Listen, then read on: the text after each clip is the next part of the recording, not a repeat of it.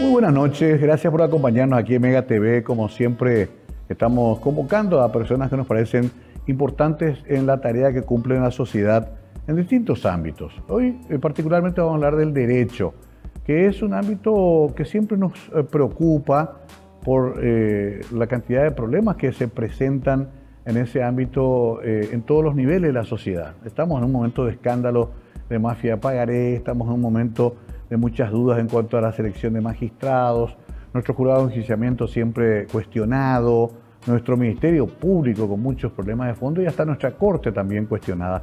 Por eso es importante hablar con alguien que tiene una gran experiencia y que además se dedica académicamente al tema. Hablo del doctor Nicolás Rafael Gaona Irún. Nicolás Gaona es muy conocido en el ámbito tribunalicio, es muy respetado también como académico y publica habitualmente sus trabajos, algo que es muy importante para ir aprendiendo acerca de esta disciplina tan apasionante como lo es el derecho. Primero una semblanza sobre su trayectoria y luego comenzamos a conversar la noche con el doctor Nicolás Rafael Gaona Irún.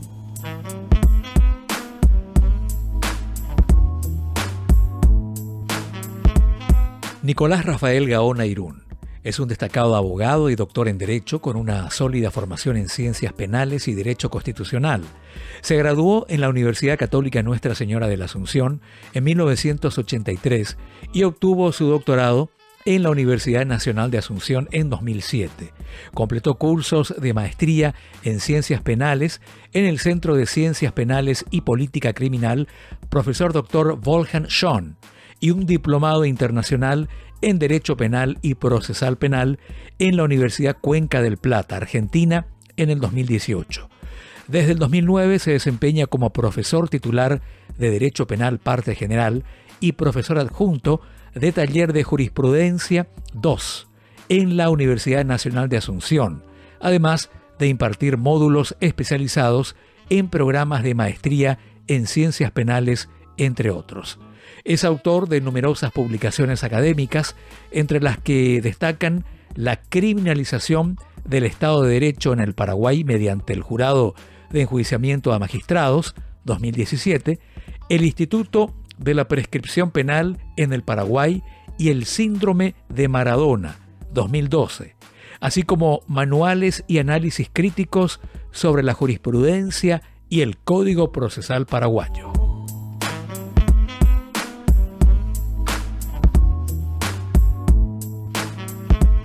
Bueno, querido doctor, gracias por venir. Primero, ¿cómo andás? Buenas noches. Buenas noches, ¿cómo estás?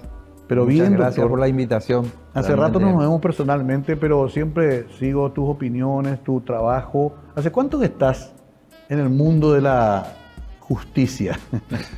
Bueno, en la abogacía estoy desde el año 83. Soy egresado de la Universidad Católica. Más de 40 años. Sí, y además estuve unos años también en la práctica para acceder al ejercicio de la profesión en un estudio jurídico, 3 años antes, 4 serían, ¿verdad? Ok. Llevo muchos años en esta tarea. Sí, eso te da una gran experiencia, o sea que pasaste inclusive por el sistema anterior al actual de nuestro código penal, de toda nuestra estructura jurídica, ¿no? Sí. ¿Viste ese cambio? Vi y tuve el privilegio de ser estudiante del doctor Wolfgang Schön cuando él inició su proceso de transformación al nuevo sistema penal y penitenciario, ¿verdad?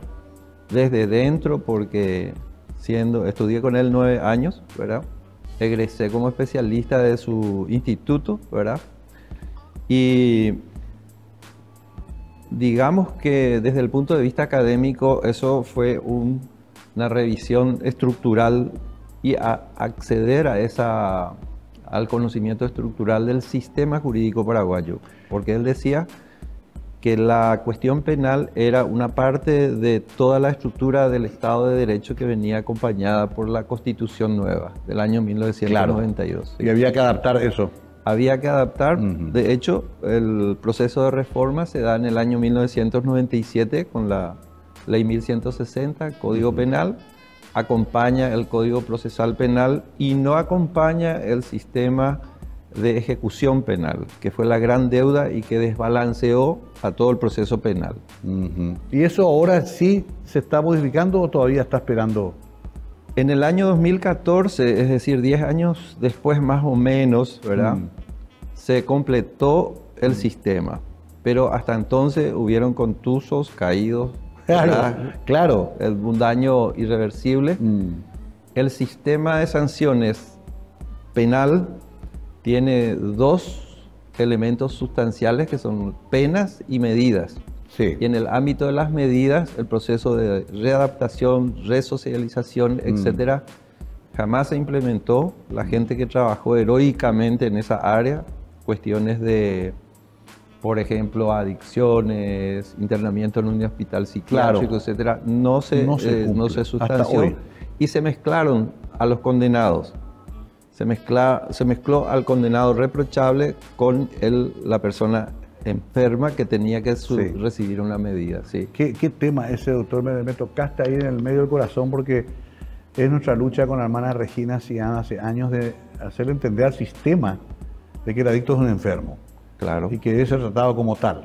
Seguramente tendrá que cumplir también las penas que estipula la ley, pero si no es tratado, esa persona empeora su condición al salir de una privación de libertad. Y hasta ahora no tenemos respuesta al respecto, pero quiero también, ya que entramos ahí, porque después yo lo invité al doctor Gaona porque me llegó una invitación de un trabajo nuevo que está haciendo él sobre las potestades disciplinarias de la Corte Suprema de Justicia. Eso iremos después. Esto se presentó hace unos pocos días, pero siempre se suele escuchar, y nosotros los periodistas repetimos mucho, es muy garantista este código. Decimos, y hay una protesta de ciertos sectores que se encandilan con la mano dura, con las penas más severas. Ahora hay una tendencia de legisladores que están llenando de nuevas legislaciones que suben las penas, que quieren bajar la imputabilidad de los menores. Hay toda una tendencia internacional inclusive, pero en realidad ni siquiera podemos aplicar esta que tenemos todavía correctamente. Es así, usted tiene razón, y además el sistema que pretende que la víctima se haga cargo de la sanción, que la víctima tome venganza, ¿verdad? Es un sistema que piensa que la sociedad tiene bienes jurídicos para que sean protegidos. Y no es así. La sociedad en realidad lo que pretende proteger es la vigencia de la norma, como lo dice un tratadista alemán, Günther Jakob, ¿verdad? Él sostiene que en realidad la sanción protege la vigencia de la norma, por eso el tema de la venganza y compañía, es decir, la mano dura, no tiene en su concepción un peso significativo. Y en el sistema de sanciones que se protegen bienes jurídicos bajo esa mirada, digamos, retributiva, se piensa que cuanto más fuerte, más grueso es el blindaje a través de la pena, entonces la sociedad va a cometer menos delitos. Y eso no es así. Esa es la fantasía que tenemos. La fantasía es, exactamente. Y se hace mal, y se está haciendo mal en el caso de los menores, en el caso de los mayores, en el caso de la combinación entre penas y medidas que en conjunto hacen una pena mayor. Sí, también. Por ejemplo, claro, también. Sí. Eso también es algo raro que encontré ahora. Se le sentenció a 30 años, pero se le imponen medidas que le suman 10 años más. Así es. En realidad está sentenciado a 40 años, entonces. Claro. Porque busca casi un nombre poético, pero en realidad una sanción más dura. Claro, pero esa parte todavía es aceptable. Lo que, en mi opinión, no es aceptable es que los tribunales de apelación y la sala penal de la Corte, y mucho menos la Corte, hagan su trabajo restableciendo el Estado de Derecho. Porque en realidad, una pena y una medida sumadas la una con la otra es la imposición de una doble sanción. Claro. Y eso es absolutamente inconstitucional por la prohibición de doble sanción que trae la misma Constitución. Entonces, si el sistema no hace su trabajo, el ciudadano común que no entiende de derecho en forma directa, más que por sus consecuencias, no asume que se cumple con los postulados constitucionales. Entonces, ¿para qué respetar, verdad? Interesante, vamos a ir tomando nota de todo. Es como dar una clase particular acá. ¿Está enseñando, doctor? Sí, yo soy... Siempre está enseñando. Siempre soy profesor de Derecho Penal y una cátedra que me apasiona en particular, que es Análisis de Jurisprudencia. Ajá. Que me permite siempre indagar cómo se pronuncia la corte o las salas. Estudiar eso. Que objeto un poco también de tu libro último. Sí. Ahí también me quedo con una duda, porque ya me explicaron, fui sometido a una serie de procesos después de mi paso por la política, así que estoy bien bautizado con nuestro sistema judicial. Y en Paraguay había sido que la jurisprudencia no se usa para los fallos. No, ¿verdad? No es vinculante. Otros países no es vinculante, eso quería decir. Sí. No está eso previsto. No. En el año 1992, con nuestra nueva constitución, y la vigencia de un nuevo sistema de control que en realidad era similar al de la Constitución del 67, las normas jurídicas son las que son objeto de control de constitucionalidad. Sí. Entonces, no se puede, digamos, una decisión anterior tomar como referencia y decir esto vamos a aplicar ahora, sino que siempre la norma jurídica es el punto de partida de la interpretación. Clarísimo, vamos a hablar mucho todavía con el doctor Gaona Irún, es un privilegio, un lujo tenerlo acá, y hay que saber de derecho, gente, tarde o temprano el derecho nos alcanza, aunque nos parezca tedioso a veces, muy críptico otras veces, pero tarde o temprano tenemos que llamar a un abogado y decirle tengo este problema. Y mejor conocer, por lo menos levemente el tema, entender lo que nos explica el abogado y tratar de salir de ese problema que nos creó una situación seguramente inmerecida. Ya volvemos con más de esta charla realmente interesante con el doctor Gaona Irún.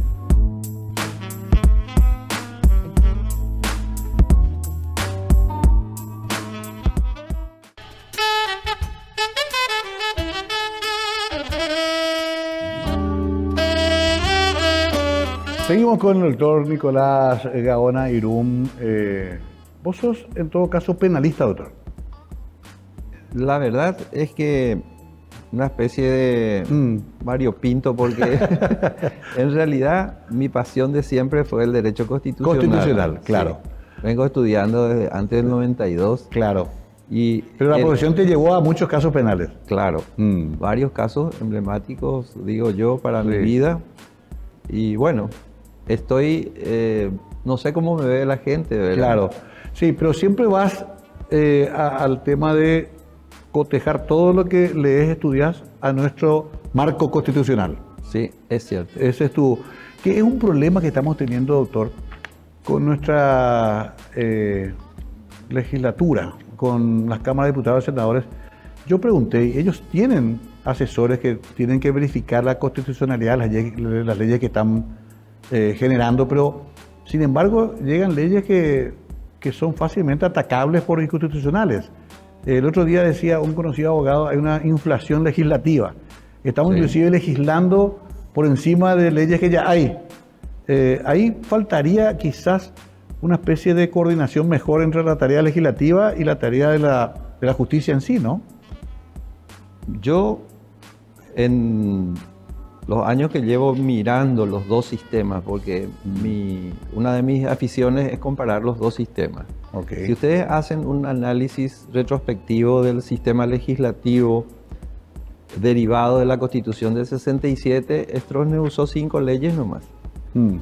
¿Verdad? La 294, 209, sí, 209. El 394, después usó la ley 871, Código de Organización Judicial, y bueno, así pocas leyes, y por supuesto el sistema penal y penitenciario de aquel entonces. Claro. ¿Verdad?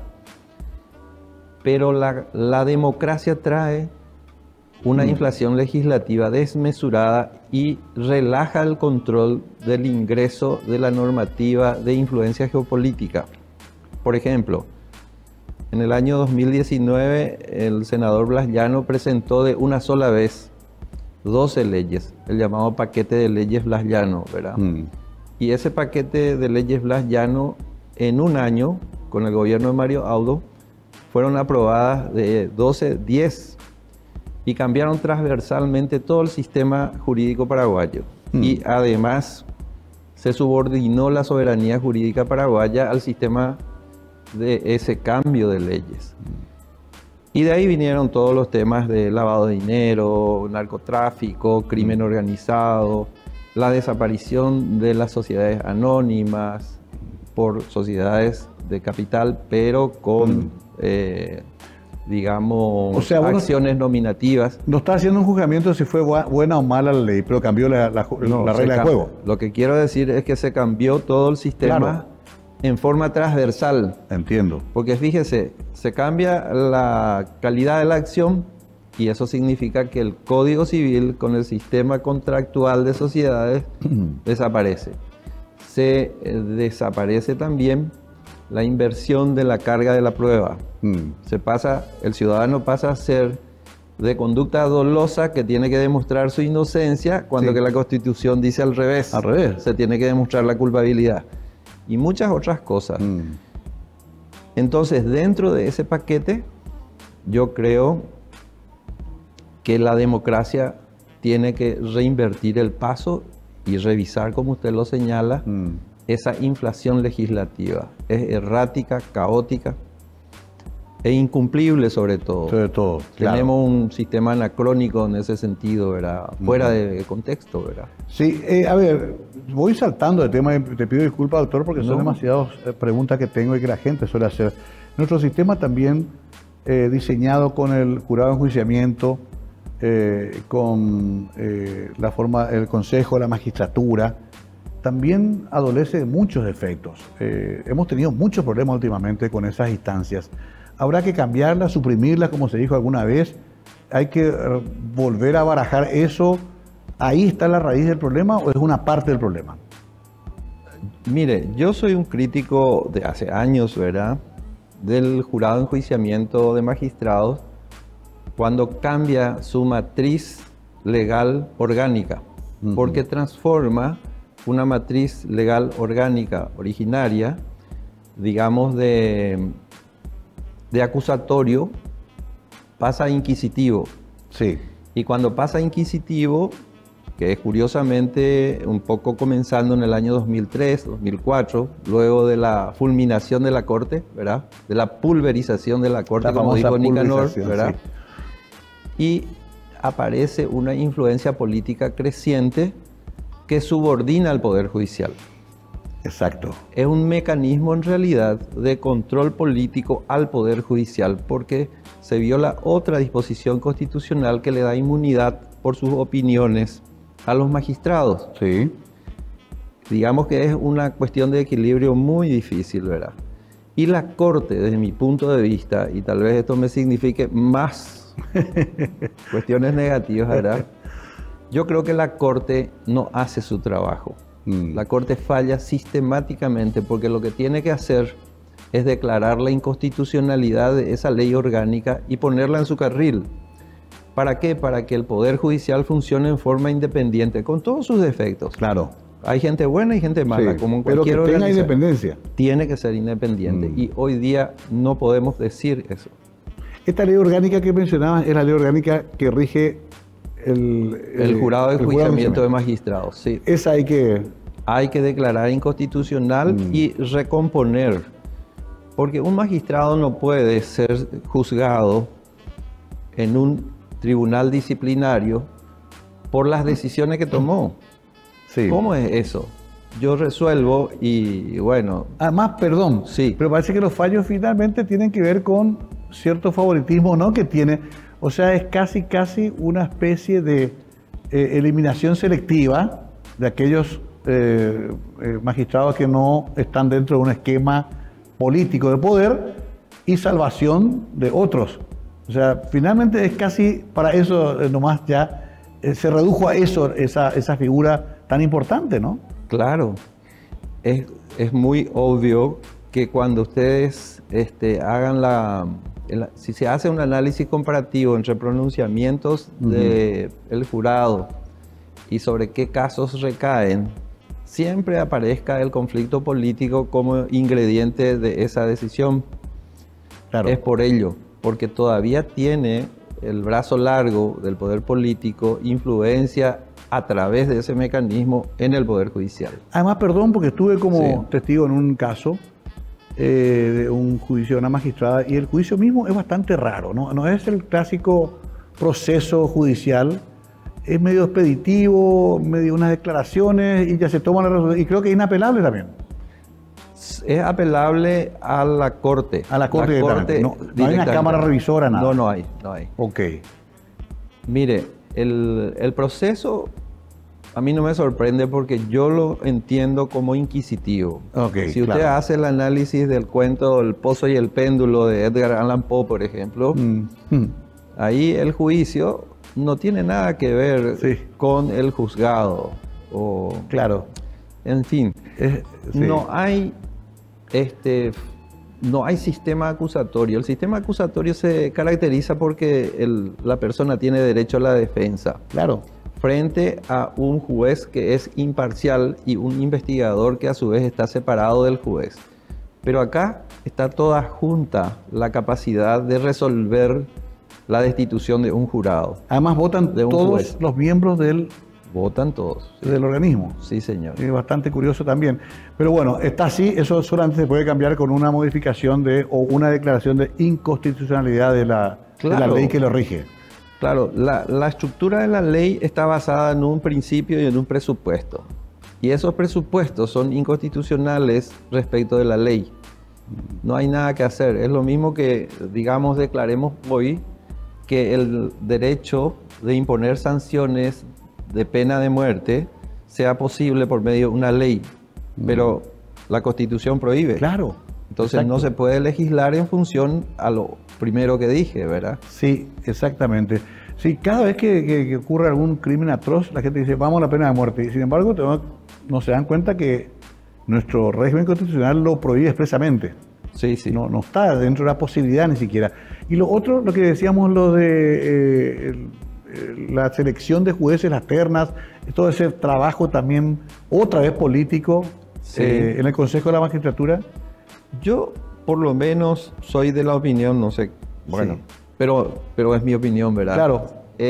Pienso que el Consejo no puede colocarse en el mismo nivel. Ok. Es cierto que tiene influencia, pero ¿qué decisión de nombrar un juez no es política? Claro, hasta en Estados Unidos. Claro, Los presidentes nombran a los miembros de la Corte en Estados Unidos. así es. Sí, Eso es entiendo. razonable. No se puede comparar Lo con lo uno que con pasa lo con otro. Entiendo.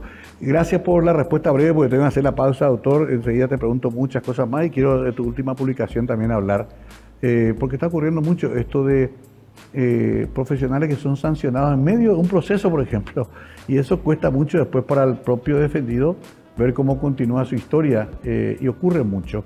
Y se usa mucho también como una especie de castigo, más que nada hasta político antes que jurídico. Enseguida tocamos ese tema y muchos otros dentro del tiempo que tenemos con el doctor Gaona Irún.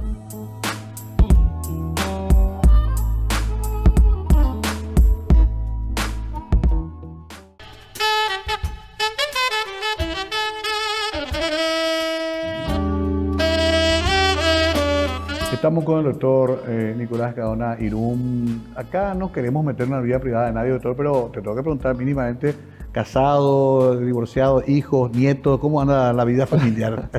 Bien, por suerte. Ah, bueno. Yo estoy casado con el amor de mi vida. Qué maravilla. De ¿Abogada hace también? 40 años. No, Nada que ver. no, ella es contable, dejó la profesión para encarar la vida de nuestros... La ¿Cómo se crianza llama de tu nuestros señora? hijos. Judith Cosia. Muy bien. ¿Y cuántos hijos tenés? 2, nada Dos. más. Una nena le conocí yo. Sí, una nena y es la mayor. un varón. Sí, menor. Menor. Sí. ¿Y siguieron abogacía o se fueron por otro lado? No, prevaleció el espíritu de curar a enfermos. Mira vos. Mi hijo es médico y mi hija es psicóloga. ¡Qué Sí, maravilla! sí. Qué Él maravilla. ejerce en España.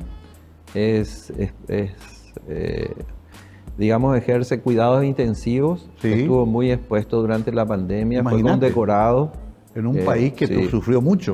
Sí, él pasó Él bastante es tu mal, hijo. pero sobrevivió. ¡Qué Y maravilla! ahora está casado, vive Allá. ya allá y tengo una hermosa nieta que se llama Vega. Ah, mirá vos, ya está en mi equipo también entonces. Sí. Y, bueno, y tu hija es psicóloga. Mi hija es psicóloga y me dio un hermoso nieto que se llama Mateo Luis Rafael.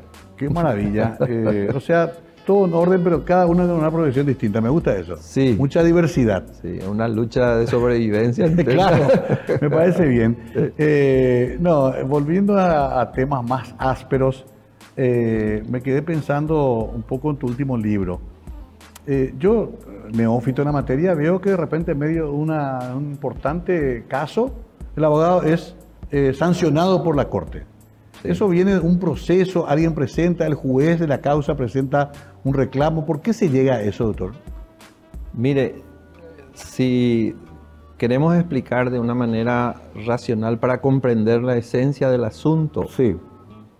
El sistema legal tiene un sistema de sanciones que es correcto desde el punto de vista jurídico porque permite que a un abogado disciplinariamente le sancione con quien está en la causa. Por ejemplo, dentro de un caso, sí, me sancionan. Sí. Eso está bien, porque, claro, si un juez no tiene potestad disciplinaria dentro de un proceso, no puede controlar el proceso, ¿verdad? Correcto. Pero el tema es que la Corte aplica sanciones adicionales a las sanciones disciplinarias que se imponen dentro del proceso. Ajá. A través de un órgano secundario que es el Consejo de Superintendencia de Justicia, que está creado por la ley. Sí. Y el modo en que están reglamentadas las sanciones son acordadas. Sí. No son leyes. Entonces, no se puede sancionar de esa manera al margen del proceso, ¿verdad? Okay. Y eso es lo que es inconstitucional. Y yo entiendo que no se vio la cara en el espejo la Corte y sigue pensando que está bajo los términos de la Constitución del año 1967. Porque ahí sí se permitía. Ahí sí estaba permitido. Ah, pero entonces, pasó mucho tiempo ya, se sigue haciendo. Claro, y eso es lo que está mal, por eso está nuestra publicación pretendiendo llamar la atención de los colegas. Y felizmente el Colegio de Abogados toma una posición y en la semana pasada publica un libro, el día viernes, en el que se detallan los fundamentos jurídicos académicamente examinados para que cada quien haga su juicio de valor sobre el tema, ¿verdad? Quiero entender ahí, aparte de la sanción disciplinaria, entonces hay otra sanción por acordada de la Corte. Así es. ¿Y en qué términos prácticos eso se manifiesta? ¿Suspensión de actividades? ¿Retiro de la matrícula? No, nosotros tenemos una lista de gente que perdió su matrícula por casación de la matrícula. Y el vehículo de transición para ese sistema de sanciones que involucra la pérdida de la matrícula y además sanciones de suspensión y demás, es la ley 879 de la Constitución de Stroessner. Entonces ahí se entiende la cuestión, ¿verdad? Claro. Que era creada para perseguir políticamente a aquellos abogados que no gozaban de la simpatía del régimen. Así mismo. Ahí tenía hasta una justificación. Claro, y era coherente. Sí. Pero cuando aparece la Constitución del 92, no solamente declara caduca esta ley, deroga, no solamente declara caduca la Constitución, claro, sino que también la ley. Y no obstante este punto, la Corte sigue regulando por medio de acordadas con amparo en la Ley Orgánica de la Corte Suprema de Justicia, la Ley 609. Ajá. Y trae las sanciones de la Ley 879 a través de la Ley 609.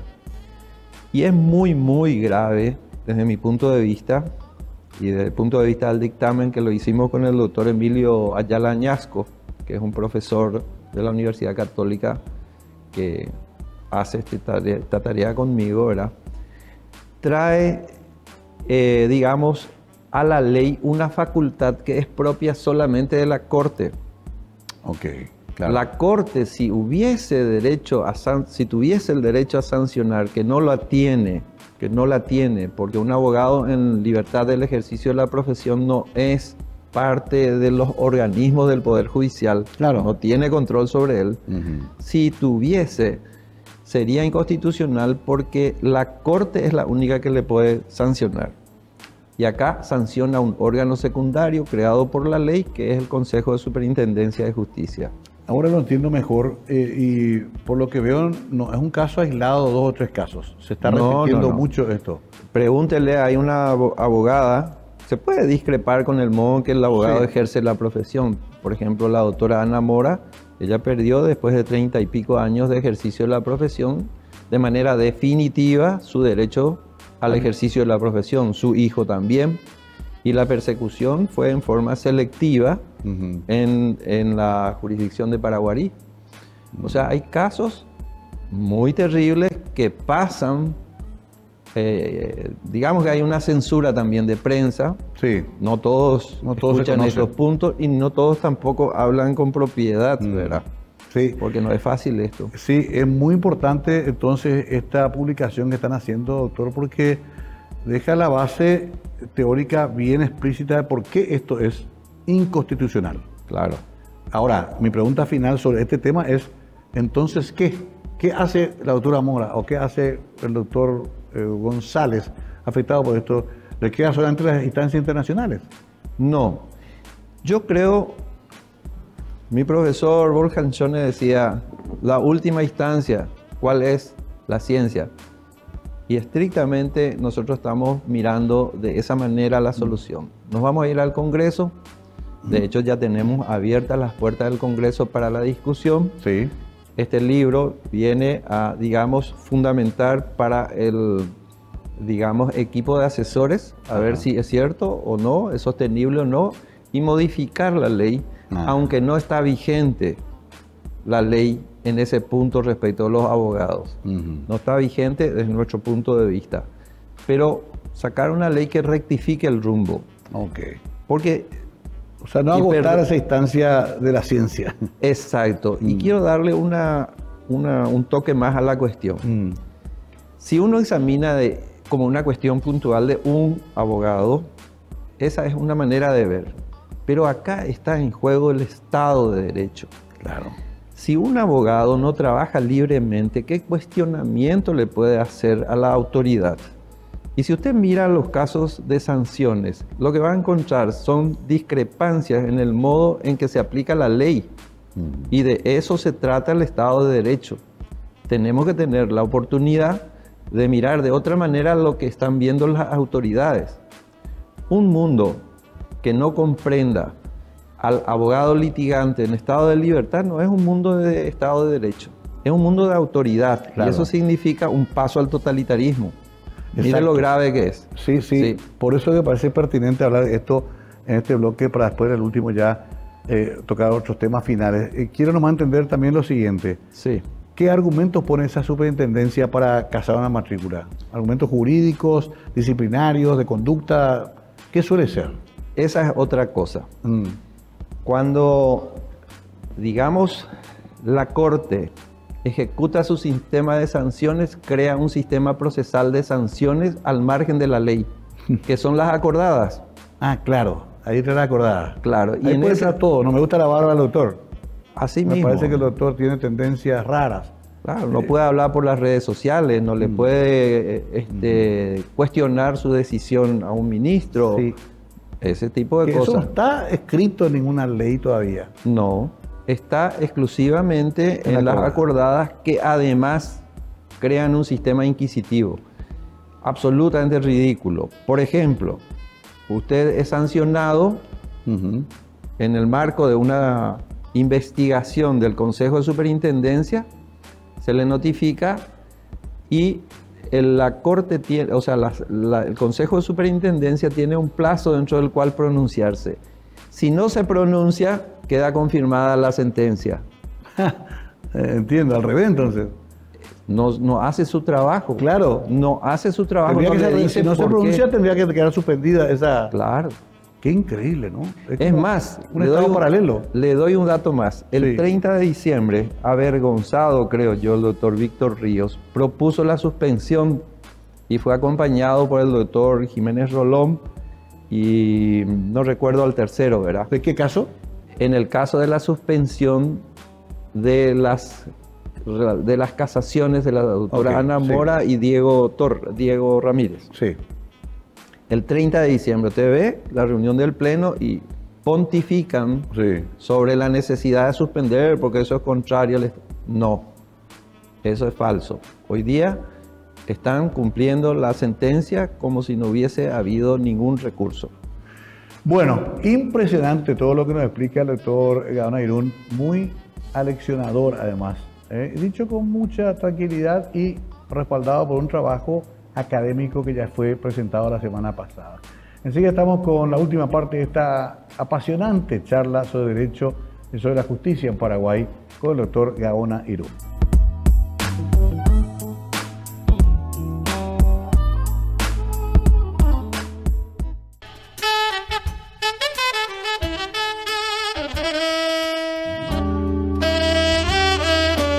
El doctor Nicolás Gaona Irún con nosotros. Me quedé pensando, sesión del 30 de diciembre de la Corte, esto va a cumplir un año ahora.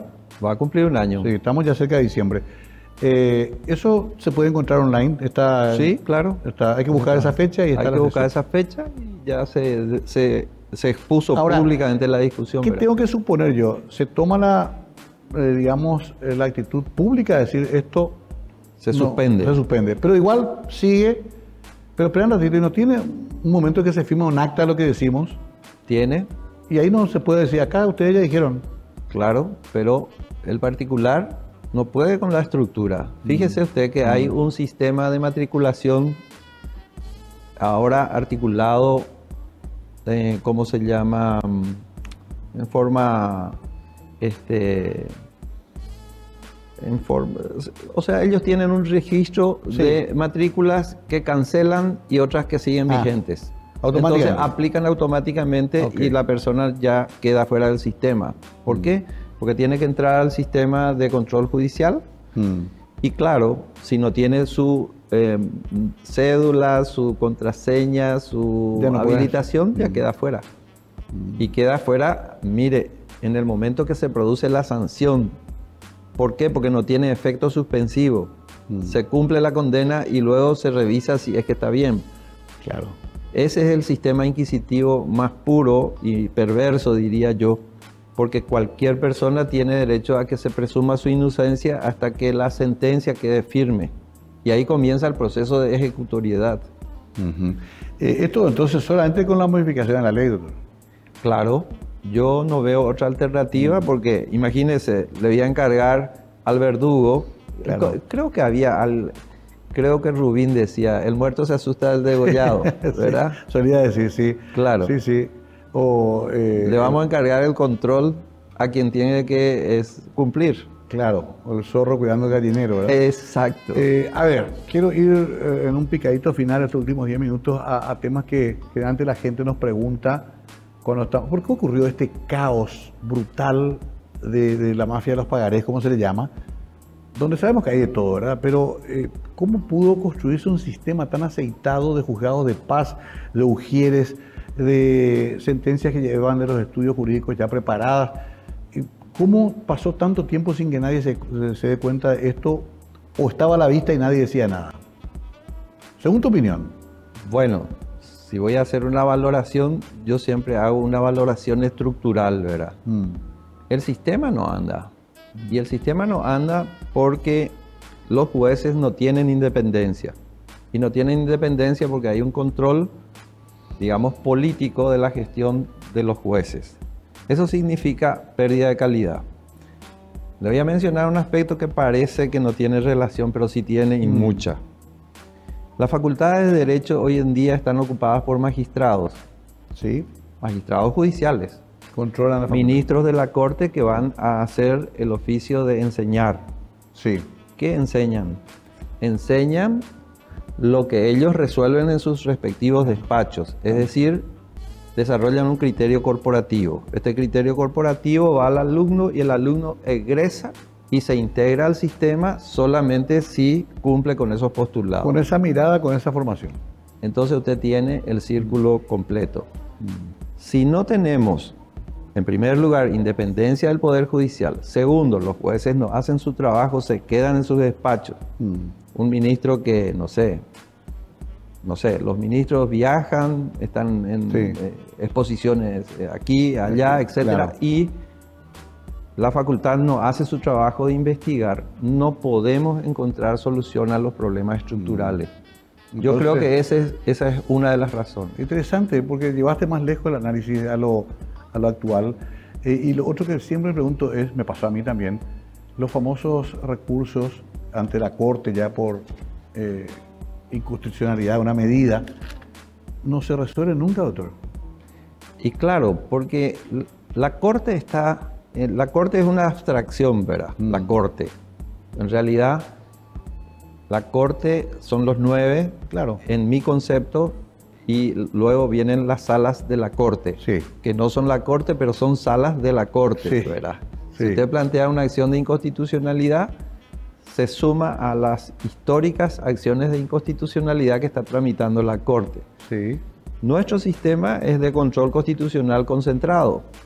Quiere decir que solamente la Corte puede declarar la inaplicabilidad o la inconstitucionalidad de una norma, sea esta ley o sea resolución judicial. Sí. Y claro que está colapsada. Y está colapsada porque todo el sistema está fallado.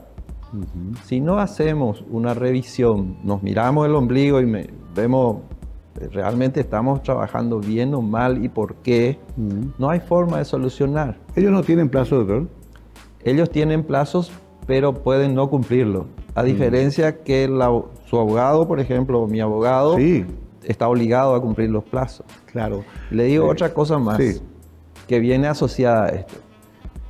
Se propaga la idea de que el sistema de gestión judicial electrónica resolvió un mar de problemas. El expediente electrónico. No es cierto. Es uno de los más grandes fracasos de los últimos 10 años. No funciona el sistema de control judicial. ¿Por qué el sistema de gestión judicial? ¿Por qué?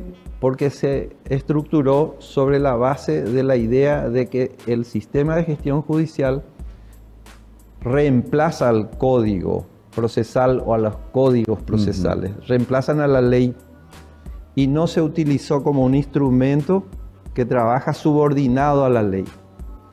Entonces se creó un amplio sistema de ingreso de las causas judiciales, los juzgados están colapsados, sí, los despachos no pueden hacer su trabajo en forma, o sea, está fracasado el sistema. Es gravísimo esto, doctor. Yo pensé que claro que es grave. Sí, yo pensé que estábamos en un nivel superior ya, que habíamos dejado atrás el sistema antiguo, que esto era la panacea. No es así. No. ¿Cómo se soluciona? ¿Hay que cambiar el software? ¿Hay que mejorar, invertir? No, en mi opinión, la mayor gravedad lo grave de la respuesta para superar la mora judicial es que se pretendió y se equiparó a la ley procesal. Entonces es un juego sin reglas. ¿Y quién pierde? El particular, porque la autoridad está aplicando la regla como quiere a través del sistema de gestión judicial. Y por otro lado, el juez se ve colapsado porque no hay forma de parar los ingresos. Claro. ¿Y qué hace? Selecciona entre lo que es fácil y lo que es difícil. Y ¿para quién es el criterio de lo fácil y lo difícil? Claro. Para la autoridad. Y deja lo difícil para más adelante.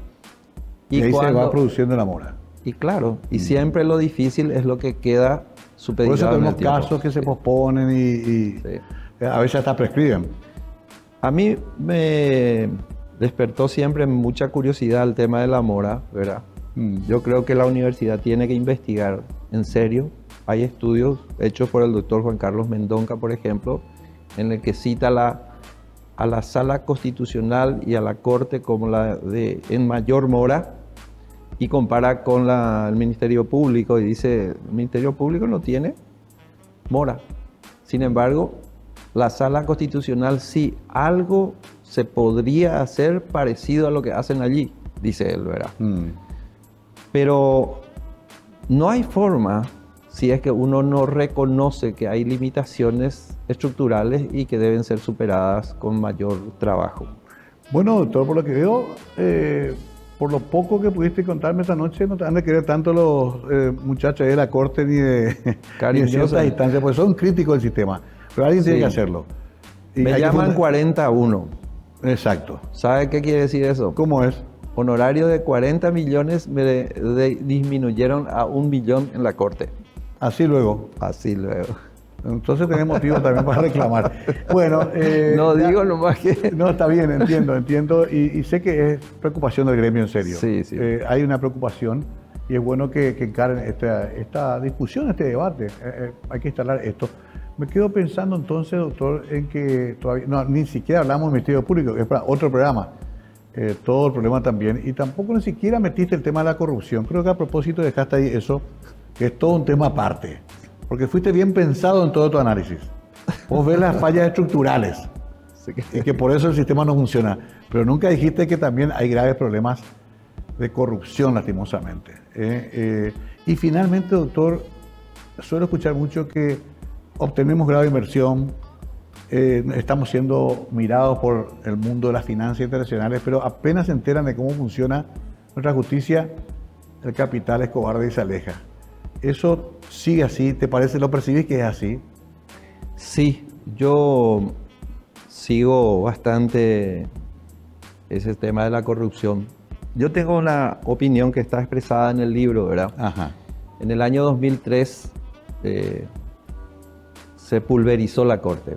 Sí. La mejor corte que tuvimos desde el año 95 en adelante, ¿verdad? Y esa corte pulverizada dio inicio a un proceso de degradación. Y esa degradación vino también acompañada del programa Umbral y la USAID. De acuerdo.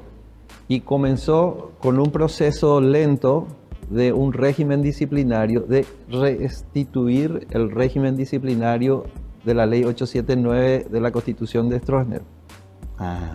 Y usted va a ver que el proceso de acordada, o sea, el dictamiento de acordadas en progresión, apretando, cinchando disciplinariamente al abogado, se comienza en el 2007, 2004, 5, 6, 7, 11, la acordada mayormente restrictiva, 709, y va eso hasta el 2021. Y hoy se tiene este estado.